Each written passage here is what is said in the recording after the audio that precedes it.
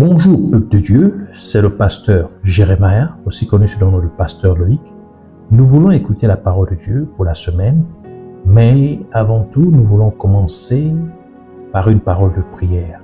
Alors, en signe de révérence à notre Père Céleste, baissons nos têtes et prions ensemble. Dieu Tout-Puissant, Dieu de gloire, Dieu de merveille, Dieu de prodige, Saint des saints, Roi des rois, Seigneur des seigneurs, toi le seul et véritable Dieu, toi qui vis éternellement, qui règne au-dessus de toutes choses, toi, notre abri, notre secours, notre soutien, notre appui. Merci pour cette nouvelle occasion que tu nous accordes de pouvoir nous recueillir dans ta présence. Nous venons ainsi nous recommander entièrement en tes saintes mains, corps, âme et esprit, pensée et cœur, l'air, l'atmosphère, tout autour de nous et en nous. Nous recommandons toutes choses en tes mains. Et nous te prions, au nom de Jésus-Christ, afin que tu nous pardonnes pour tout ce que nous avons fait, dit et pensé, qui ne t'a point honoré et glorifié, pour toutes nos mauvaises attitudes, nos mauvaises humeurs, nos mauvaises intentions, nos mauvais comportements, nos mauvaises actions. Pardonne-nous et purifie-nous par ton eau de purification et par ton sang que tu as fait couler à la croix de Golgotha. Tu as dit que si nous confessons nos fautes, tu es juste et fidèle pour nous pardonner, pour nous laver et nous purifier de toute iniquité. Qu'il en soit donc ainsi, au nom de Jésus-Christ. Nous prenons autorité. Nous levons contre tous ceux qui s'opposent à la révélation des mystères contenus dans ta parole. Tous ceux qui veulent nous empêcher de pouvoir recevoir de toi, de pouvoir, Seigneur, porter du bon fruit à tes yeux au travers de ta parole. Qu'ils soient liés, chassés et renvoyés dans les gouffres de l'enfer au nom de Jésus-Christ. Nous prions que ton Esprit Saint se meut encore durant ces moments autour de nos vies et, Seigneur, dans tous les aspects, Seigneur, de cet enseignement. Parle-nous, amène-nous dans la profondeur de qui tu es, dans la profondeur de ta parole, au nom de Jésus-Christ. Et comme ta parole déclare qu'à la mention du nom de Jésus, tout genou dans les cieux, sur la terre et sous la terre fléchira, et que toute langue confessera que Jésus-Christ est Seigneur à la gloire de Dieu le Père, qu'il en soit donc ainsi, au nom de Jésus-Christ. Merci encore pour ces moments, que tu sois honoré et glorifié, au nom de Jésus-Christ. Amen. Alors nous allons prendre notre passage principal des Saintes Écritures dans le livre de 2 Rois, chapitre 17, versets 29 à 31. Nous lisons ainsi la parole de Dieu dans 2 Rois, chapitre 17, versets 29 à 31, au nom de Jésus-Christ. Mais les nations firent chacune leur Dieu dans les villes qu'elles habitaient, et les placèrent dans les maisons des hauts lieux bâtis par les Samaritains. Les gens de Babylone firent Succoth-Bénoth, les gens de Cuth firent Nergal, les gens de Hamath firent Ashima, ceux d'Ava firent Nibkaz et Tartak, ceux de Sévarvaïm brûlaient leurs enfants par le feu en l'honneur d'Adramélec et d'Anamélec, Dieu de Sévarvaïm. Que le Seigneur bénisse sa parole, qu'elle vienne pleine de grâce, de vie et de révélation, de profondeur au nom de Jésus-Christ. Amen. Alors nous voulons continuer dans cette série d'enseignements sur les 5 maris de la femme samaritaine. Donc nous continuons, notre thème principal est les 5 maris de la femme samaritaine. Alors nous avons vu, lorsque nous avons introduit cet enseignement, cette nouvelle série d'enseignements, que lorsque Jésus parlait à la femme samaritaine en lui disant qu'elle avait eu 5 maris, cela faisait en fait allusion à 5 alliances. Et cela fait référence aux 5 alliances que la ville de Samarie, ou encore le royaume nord d'Israël, dont Samarie était la capitale, est entré ou furent entrés avec des entités démoniaques. Et ces entités démoniaques que nous venons de lire au travers de notre passage principal des Saintes Écritures. Alors, la semaine dernière, nous avons parlé de l'alliance avec le démon Nergal. Donc, nous avons parlé du démon Nergal.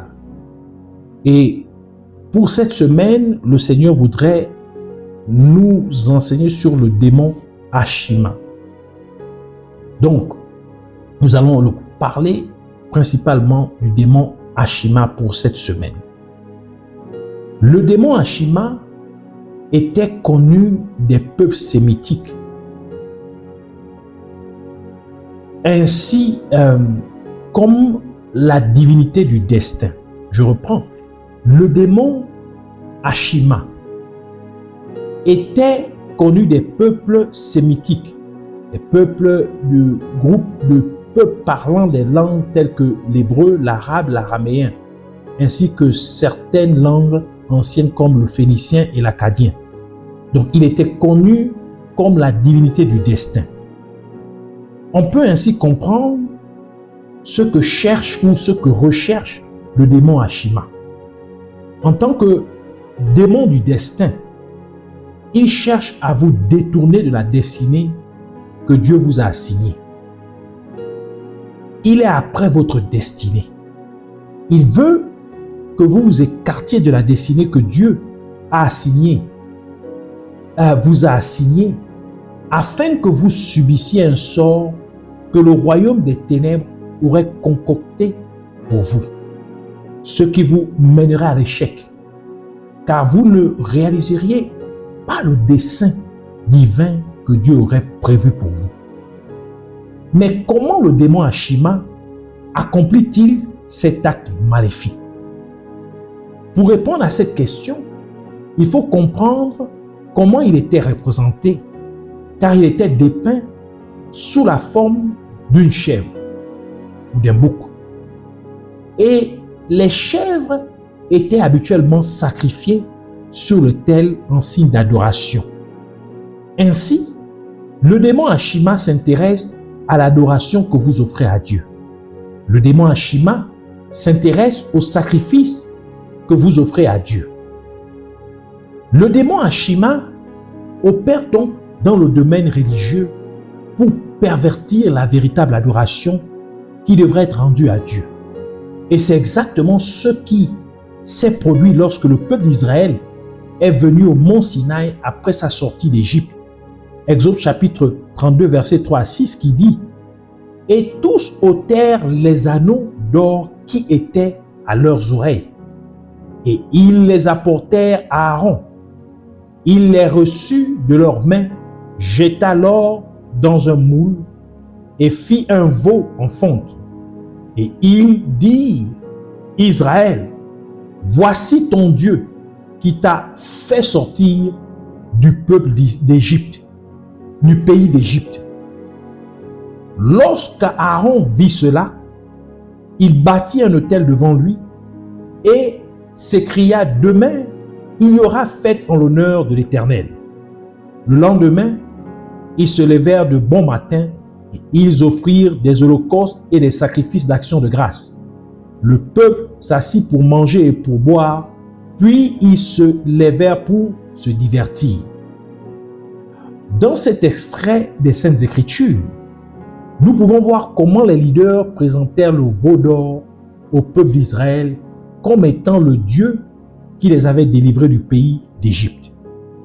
En d'autres termes, ils voulaient que le peuple d'Israël adore le veau d'or comme étant le vrai Dieu, Yahweh. Par cette approche, nous pouvons percevoir comment le démon Ashima pervertit le véritable culte que nous sommes censés rendre à Dieu. À cet égard, le démon Ashima veut que vous adoriez ou louez en pensant que vous adressez vos louanges ou votre adoration à Dieu. Mais vous l'adresseriez en réalité à une entité démoniaque. Le démon Ashima veut que vous dansiez en pensant que vous dansez pour Dieu. mais vous danserez en réalité pour un démon. Le démon Ashima veut que vous priez en pensant que vous priez à Dieu, mais vous prierez en réalité une entité démoniaque. Le démon Ashima veut que vous serviez en pensant que vous serviez Dieu, mais en réalité, vous serviriez le royaume des ténèbres. Et c'est pourquoi vous devez être très prudent dans la façon dont vous servez, priez, louez et adorez Dieu. Car vous devez toujours vérifier si la façon dont vous le faites est en accord avec la parole de Dieu. Car la parole de Dieu discerne les pensées et les intentions du cœur, comme nous le dit le livre d'Hébreux, Hébreux chapitre 4, verset 12, qui dit « Car la parole de Dieu est vivante et efficace, plus tranchante qu'une épée quelconque, à deux tranchants, pénétrante jusqu'à partager âme et esprit, jointure et moelle. Elle juge les sentiments et les pensées du cœur. » D'autres versions disent les intentions du cœur. Soyez donc très prudents quant à la soi-disant chanson gospel que vous chantez. Ne la chantez pas simplement parce qu'elle a un bon tempo ou un bon beat, mais vérifiez bien si les paroles de la chanson,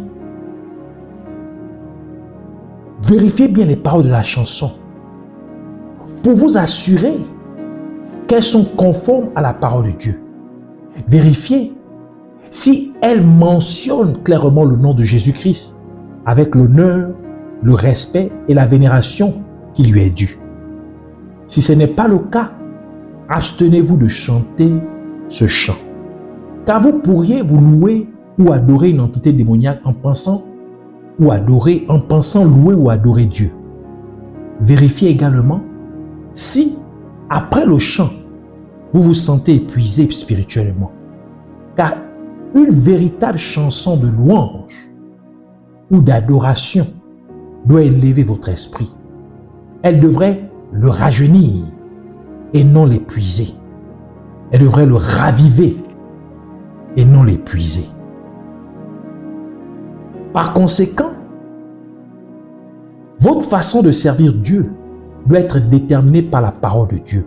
Par exemple, la parole de Dieu dit dans Jérémie chapitre 48 verset 10, « Maudit soit celui qui fait avec négligence l'œuvre de l'Éternel. Maudit soit celui qui éloigne son épée du carnage. » Cela signifie que lorsque vous n'êtes pas diligent dans la manière dont vous servez Dieu, vous pervertissez votre service envers Dieu.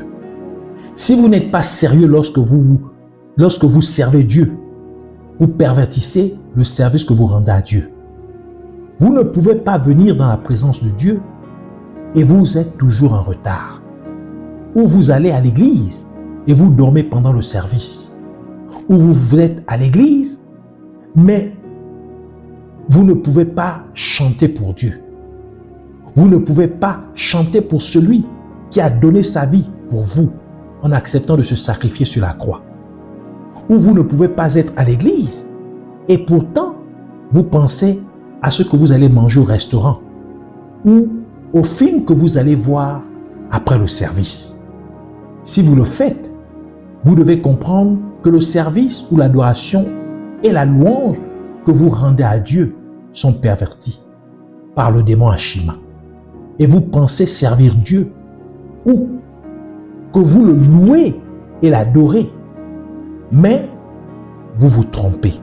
Car la parole de Dieu déclare dans Deutéronome chapitre 10 verset 12, « Maintenant, Israël, que demande de toi l'Éternel ton Dieu, si ce n'est que tu craignes l'Éternel ton Dieu, afin de marcher dans toutes ses voies, d'aimer et de servir l'Éternel ton Dieu, de tout ton cœur et de toute ton âme. » Et Jésus-Christ a également décrit comment nous devons l'adorer. Dans Jean chapitre 4 verset 24 qui dit « Dieu est esprit et il faut que ceux qui l'adorent en esprit et en vérité. » Nous devons donc adorer et louer Dieu en esprit et en vérité. Et nous savons que notre cœur se réfère à notre esprit. Et notre pensée est aussi un attribut de notre esprit. Et Jésus-Christ a également mentionné où trouver la vérité. Dans Jean chapitre 17, verset 17, il dit « Sanctifie-les par ta vérité. Ta parole est la vérité. » Donc la parole de Dieu est la vérité. Ainsi, adorer et louer Dieu en vérité et en esprit implique que nous l'adorions ou le louions avec un cœur sincère, que nous l'adorions ou le louons en accord avec la parole de Dieu, que nous l'adorions ou le louons en ayant nos pensées fixées sur la parole de Dieu. Et puisque la parole de Dieu dit que Dieu est saint et nous devons être saints comme lui, 1 Pierre chapitre 1 verset 15 à 16 qui dit « Mais puisque celui qui vous a appelé est saint, vous aussi soyez saints dans toute votre conduite, selon qu'il est écrit, vous serez saints car je suis saint. » Nous devons donc louer et adorer Dieu en vivant dans la sainteté. Car nous ne pouvons prétendre louer ou adorer Dieu et pourtant nous vivons une vie de débauche en couchant avec de nombreuses femmes ou hommes. Sachez donc que louer ou adorer Dieu tout en vivant dans nos péchés, c'est pervertir votre louange et votre adoration. De plus, Jésus-Christ a dit que nous devons prier Dieu, le Père, en son nom. Autrement dit, nous devons prier au nom de Jésus-Christ. Jean chapitre 14, verset 13 qui dit « Et tout ce que vous demanderez en mon nom, je le ferai, afin que le Père soit glorifié dans le Fils. » Jean chapitre 15, verset 16, Jésus ajoute « Ce n'est pas vous qui m'avez choisi, mais moi. Je vous ai choisi et je vous ai établi afin que vous alliez et que vous portiez du fruit et que votre fruit demeure, afin que ce que vous demanderez au Père en mon nom, il vous le donne. » Même lorsque nous prions pour les gens, cela doit être fait au nom de Jésus-Christ. Marc chapitre 16 verset 17 dit « Voici », c'est Jésus qui parle, il dit « Voici les miracles qui accompagneront ceux qui auront cru. En mon nom, donc au nom de Jésus, ils chasseront les démons, ils parleront de nouvelles langues. » Vous devez donc savoir que lorsque les gens prient, cela doit être fait au nom de Jésus-Christ. Cela ne doit pas être fait sous un autre nom que Jésus-Christ. Et le livre de 1 Timothée dit clairement dans 1 Timothée chapitre 2 versets 5 à 6 « Car il y a un seul Dieu et aussi un seul médiateur entre Dieu et les hommes, Jésus-Christ homme, qui s'est donné lui-même en rançon pour tous. C'est là le témoignage rendu en son propre temps. » Et Jésus-Christ le confirme également en déclarant dans Jean chapitre 14 verset 6 « Jésus lui dit, je suis le chemin, la vérité et la vie. Nul ne vient au Père que par moi. Même le salut ne s'obtient en aucun autre nom que le nom de Jésus-Christ. » Actes chapitre 4 verset 12. Il n'y a de salut en aucun autre, car il n'y a sous le ciel aucun autre nom qui ait été donné parmi les hommes par lequel nous devions être sauvés. Romains chapitre 10 verset 9 ajoute en disant « Si tu confesses de ta bouche le Seigneur Jésus et si tu crois dans ton cœur que Dieu l'a ressuscité des morts, tu seras sauvé. » Par conséquent, vous ne pouvez pas vous retrouver dans une église qui prie quelqu'un d'autre que Jésus-Christ et penser que cette église prie Dieu. Ce n'est pas possible. Vous ne pouvez pas être dans un rassemblement où les gens prient sous un autre nom, sous un nom autre que celui de Jésus-Christ et prétendre qu'ils prient Dieu. Ce n'est pas possible. Car ce n'est pas biblique. Ce n'est pas basé sur la parole de Dieu. Ce serait de fausses doctrines, car elles ne sont pas basées sur la vérité de la parole de Dieu. Vous devez donc quitter de tels rassemblements, car le démon Ashima aurait déjà perverti la vraie doctrine de cette église locale. Ainsi, lorsque vous voyez des services religieux où le pasteur amène les fidèles à manger de l'herbe comme des moutons ou des chèvres, ou à boire de l'eau de javel, ou à manger des serpents, sachez immédiatement qu'il s'agit d'une perversion pure et simple du véritable culte que nous devons rendre à Dieu. Car cela est contraire aux Écritures. Vous devez donc quitter un tel lieu. Ou bien, vous voyez une église locale où la plupart des services sont consacrés à la prophétie et à la délivrance, avec très peu de temps pour la parole de Dieu. Ou une église locale où la plupart des sermons portent sur la prospérité matérielle.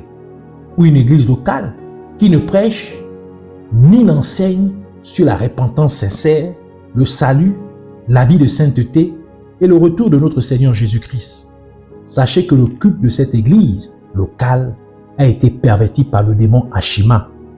Vous devez donc quitter cette église si elles agissent d'une telle manière. Si elles ne prêchent pas sur la repentance, le salut, la vie de la sainteté, le retour de notre Seigneur Jésus-Christ. Et le même type de perversion qui eut lieu au mont Sinaï en présence d'Aaron est exactement ce que le roi Jéroboam fit avec le peuple du royaume nord d'Israël environ 480 ans plus tard, tel que mentionné dans le livre de 1 roi chapitre 12 verset 28 à 32 qui dit: après s'être consulté, le roi fit 2 veaux d'or et il dit au peuple: assez longtemps vous êtes monté à Jérusalem. Israël, voici ton Dieu qui t'a fait sortir du pays d'Égypte. Il plaça l'un de ses veaux à Béthel et il mit l'autre à Dan. Ce fut là une occasion de péché. Le peuple alla devant l'un des veaux jusqu'à Dan. Jéroboam fit une maison de haut lieu et il créa des sacrificateurs pris parmi tout le peuple et n'appartenant point au fils de Lévi.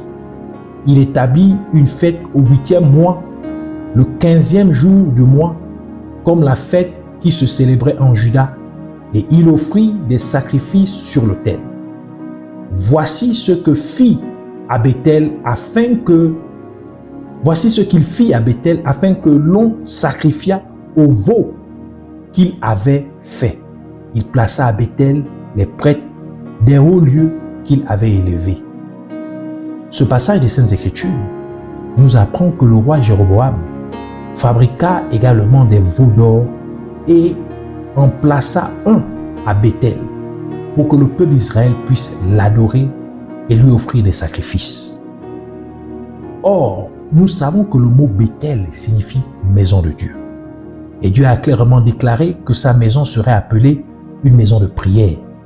Comme le dit le livre d'Ésaïe, Ésaïe chapitre 56, verset 7 qui dit: je les amènerai sur la montagne sainte et je les réjouirai dans ma maison de prière. Leurs holocaustes et leurs sacrifices seront agréés sur mon autel, car ma maison sera appelée une maison de prière pour tous les peuples. Nous voyons ainsi clairement comment le démon Ashima a perverti le véritable culte de Dieu. Et cette perversion est même confirmée par le fait que le temple de Dieu fut construit par le roi Salomon à Jérusalem, où l'arche de l'alliance de Dieu fut placée dans le lieu très saint. Mais après la mort du roi Salomon, le royaume d'Israël fut divisé en 2 royaumes.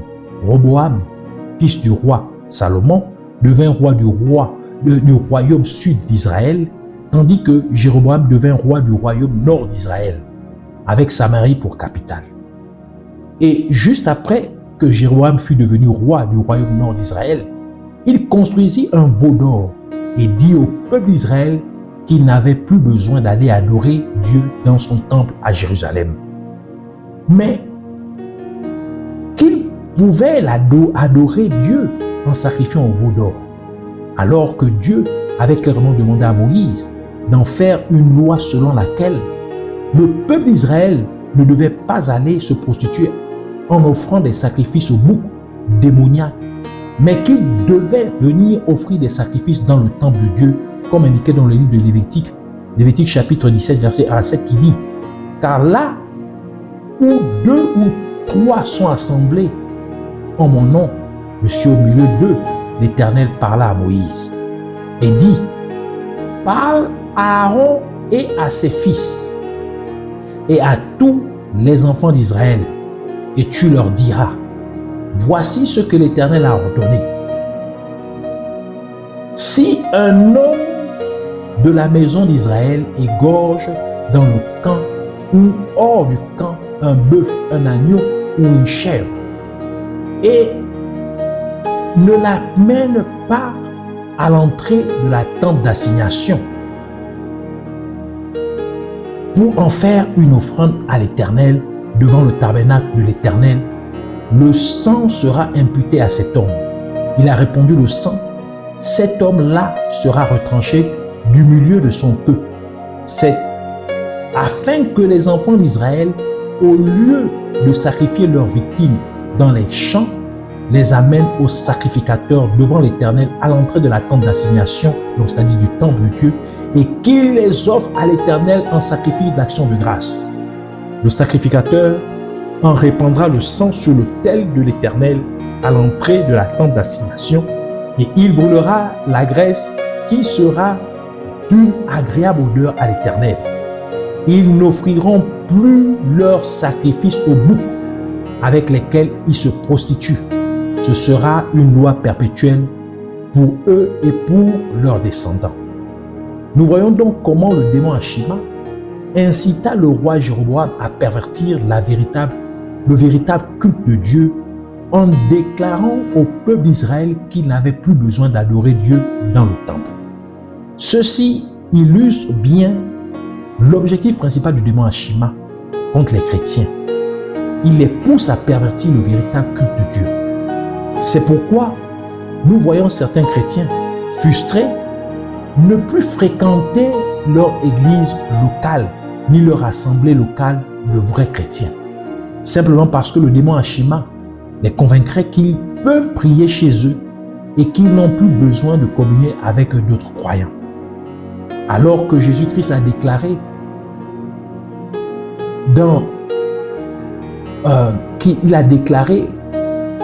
qu'il était au milieu du rassemblement des vrais chrétiens, en disant ce qui suit dans Matthieu chapitre 18, verset 20, « Car là où 2 ou 3 sont assemblés en mon nom, je suis au milieu d'eux. » Ainsi, nous pouvons comprendre que c'est dans le rassemblement des chrétiens que Dieu est présent.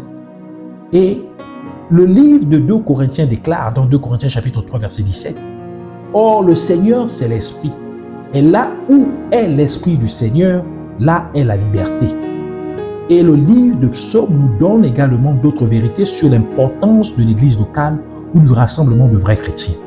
Psaume 133, verset 1 à 3 qui dit « Voici, oh, qu'il est agréable, qu'il est doux pour des frères de demeurer ensemble.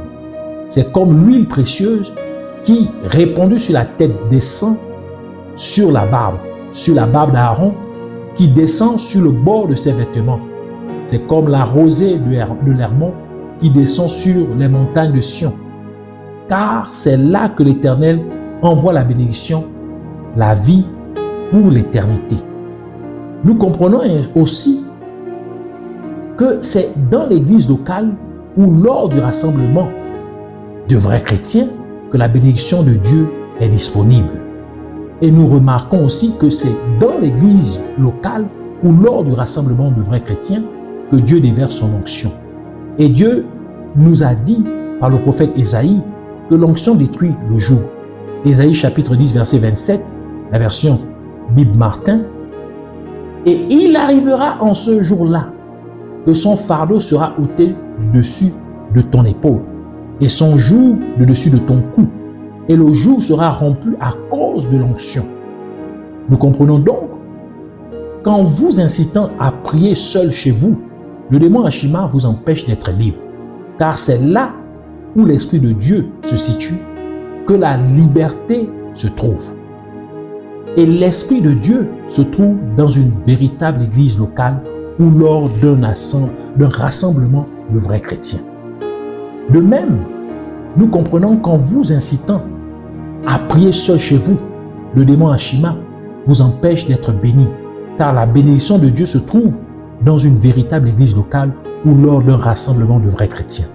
De plus, nous comprenons qu'en vous incitant à prier seul chez vous, le démon Ashima vous empêche d'être libéré du joug du royaume des ténèbres, car l'onction de Dieu qui brise le joug se trouve dans une véritable église locale ou lors d'un rassemblement de vrais chrétiens.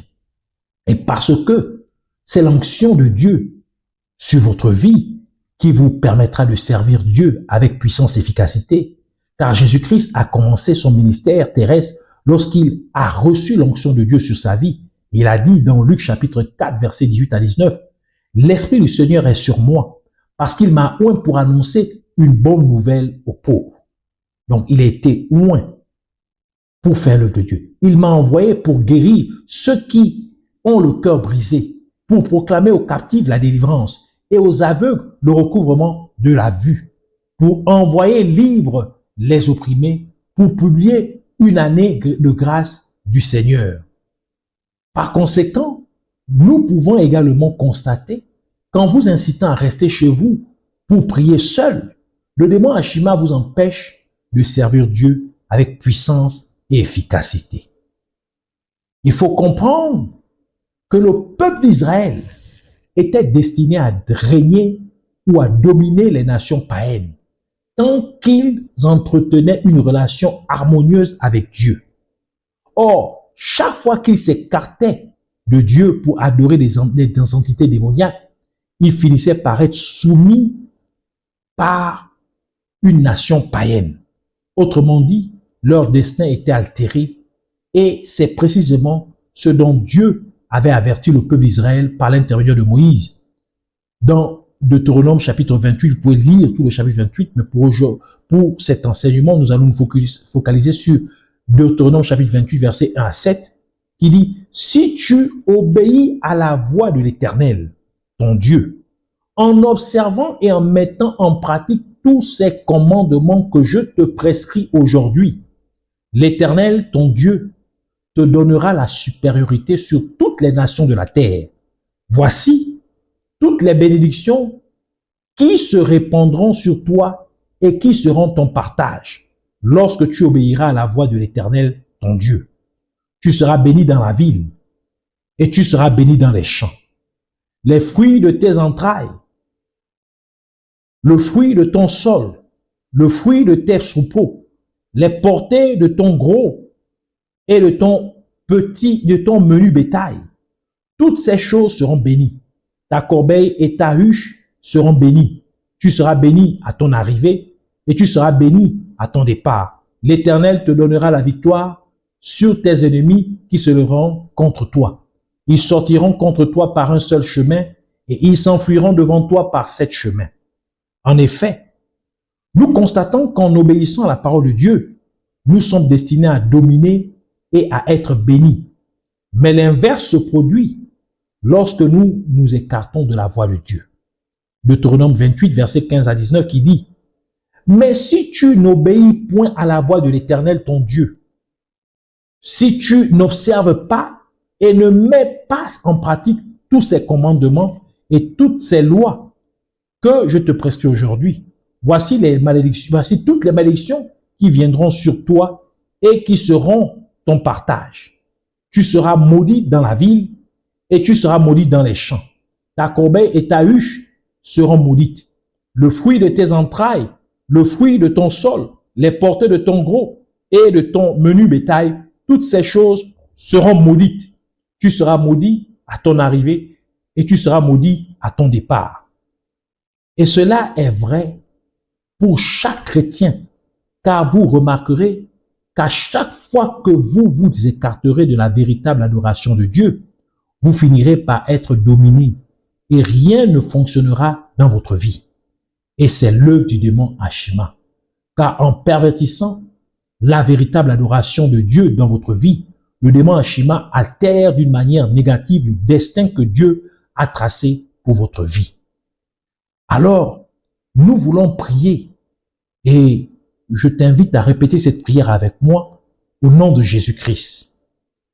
Roi merveilleux, Dieu tout-puissant, Père fidèle, Yahweh, je te remercie pour ces instructions perspicaces de ta parole.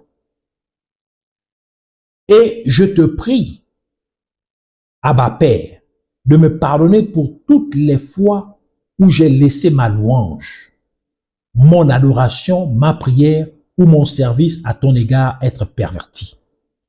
Je te demande de m'aider à restaurer ma dévotion envers toi au nom de Jésus-Christ. Et comme tu as promis, Seigneur Jésus-Christ, de ne pas me laisser sans aide, mais d'envoyer ton Saint-Esprit pour me guider dans toute la vérité, m'enseigner toutes choses, me rappeler tout ce que tu as enseigné et me révéler les choses à venir. Je te prie donc, Saint-Esprit, de jouer pleinement ton rôle dans ma vie au nom de Jésus-Christ. Je te prie de façonner ma manière de louer, d'adorer, de prier et de servir Dieu au nom de Jésus-Christ.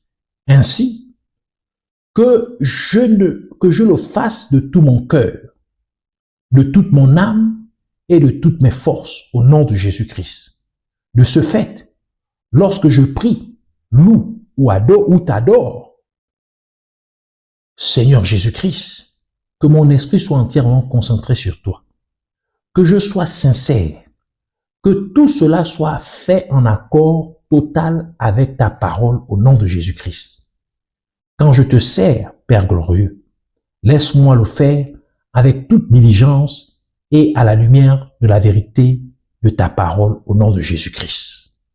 De plus, je te prie, Père céleste, de protéger ma prière, ma louange, mon adoration et mon service que je te consacre, afin que ni le démon Ashima, ni aucune autre puissance des ténèbres ne puisse les pervertir d'une quelconque manière que ce soit, et que je ne puisse pas dévier de la destinée que tu as réservée pour ma vie au nom de Jésus-Christ. Je te prie également de protéger tes églises locales et tous les chrétiens du monde entier, en veillant à ce que ton peuple reste fidèle à ta parole, t'honorant ainsi comme tu le mérites au nom de Jésus-Christ. Je te prie aussi, Abba Père, de démanteler toutes les stratégies du démon Ashima au nom de Jésus-Christ. Je te remercie, Père glorieux, propriétaire de l'éternité, seul et véritable Dieu, Yahweh. Merci d'avoir exaucé ma prière. Puisses-tu recevoir tout l'honneur et toute l'adoration pour toujours et à jamais, au nom de Jésus-Christ. Amen.